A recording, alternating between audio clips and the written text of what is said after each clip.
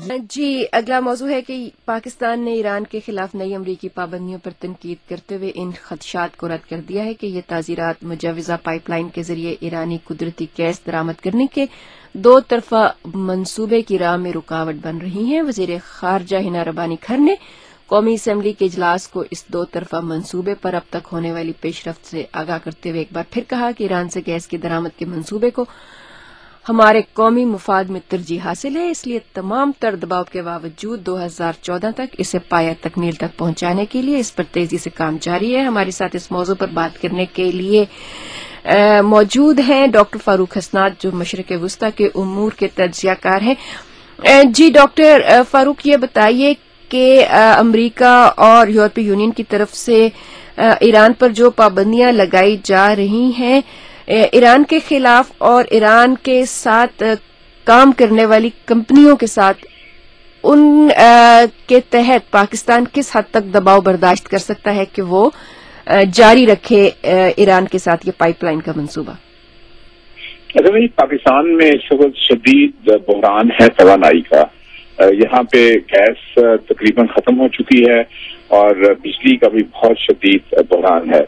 اور اس لیے ایران سے گیس آنا پاکستان کی اصل میں بقا کے لیے بہت ضروری ہے۔ اگر یہاں پہ صنعتوں میں کام کرنا ہے یا گھروں میں بجلی چلنی ہے یا زراعت کے لیے بجلی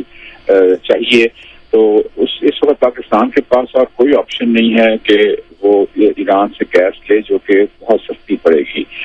جہاں تک تیل کا تعلق ہے امپورٹ کرنے کا، وہ تقریباً ناممکن ہوتا چلا جا رہا ہے، چونکہ پاکستان روپے کی قیمت گھٹتی چلی جا رہی ہے، اب 90 کے قریب پہنچ گیا روپیہ $1 کا۔ اس لیے وہ جتنا زیادہ تیل امپورٹ کریں گے اتنا بہت زیادہ ان کو نقصان اٹھانا پڑے گا۔ یہی ایک طریقہ رہ جاتا ہے، جبکہ پاکستان میں گیس کا انفراسٹرکچر موجود ہے۔ پاکستان میں خاصے سالوں تک سوئی گیس کے نام سے قدرتی گیس مہیا کی جاتی رہی مختلف شہروں میں پاکستان کے اور بڑے دیہاتوں میں بھی، اس لیے وہ پائپ لائنز تو پاکستان کے پاس ہیں، صرف انہوں نے ایران کے ساتھ جا کے ان کو جوڑنا ہے۔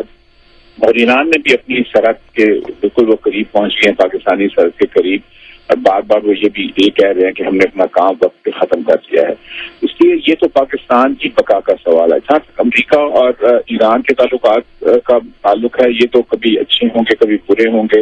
لیکن یہ حقیقت ہے کہ ایران پاکستان کا ہمسایہ ملک ہے اور وہ کہیں جائے گا نہیں، وہ یہیں رہے گا اور پاکستان کو اس سے ڈیل کرنا ہے۔ اس لیے میرا خیال ہے کہ امریکہ کو بھی پاکستان یہ کہنے کی کوشش کر رہا ہے کہ وہ پاکستان کے جو قومی مفادات ہیں ان کو سمجھیں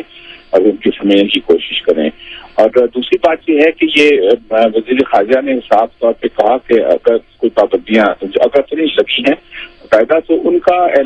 کا اس پہ تیل پہ ہے تعلق، گیس سے اس کا کوئی تعلق نہیں ہے، اور نہ ہی ایسا کوئی انڈیا ملا ہے جس سے یہ کہا گیا ہو کہ یہ گیس کے معاملے میں اقوام متحدہ نے سیکورٹی کونسل نے کوئی پابندی لگائی ہے۔ جی اقوام متحدہ کی طرف سے تو نہیں، لیکن امریکہ کی طرف سے اکثر ملکوں سے یہ کہا جا رہا ہے کہ اگر وہ جاری رکھیں گے ایران کے ساتھ کسی قسم کی بھی تجارت جس میں توانائی کے شعبے میں بھی یا بینکوں کے شعبے میں بھی، تو ان کمپنیوں سے امریکہ تجارت بند کر دے گا۔ اس کا جواب یہ ہے جی کہ دیکھیے، پہلے ہی پاکستان کی امریکہ کے ساتھ وہ خاص تجارت نہیں ہو رہی،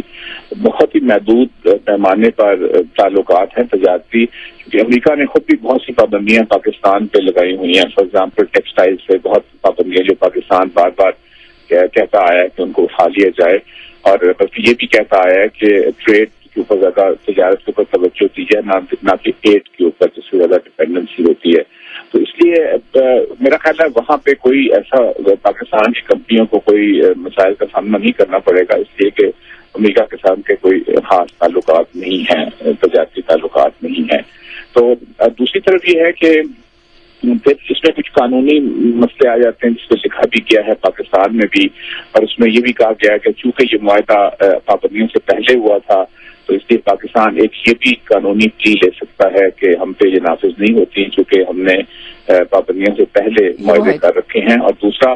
پاکستان کو بہت بھاری ڈیمیجز دینے پڑیں گے چونکہ معاہدے میں لکھا ہوا ہے پاکستان اور ایران کے کہ اگر پاکستان نے پہ اسے عمل نہیں کیا یا ایران نے عمل نہیں کیا تو وہ بہت بھاری رقم ادا کرنی پڑے گی ایک دوسرے کو جرمانے کی صورت میں. تو اس لیے پاکستان کے لیے اس کے علاوہ کوئی راستہ نہیں ہے کہ اس کی جانب ہی بڑھے. اور اگر بین الاقوامی قانون کی خلاف ورزی تو پاکستان نہیں کرنا چاہے گا، لیکن اس کی جو انٹرپریٹیشن ہے جو اس کی وہ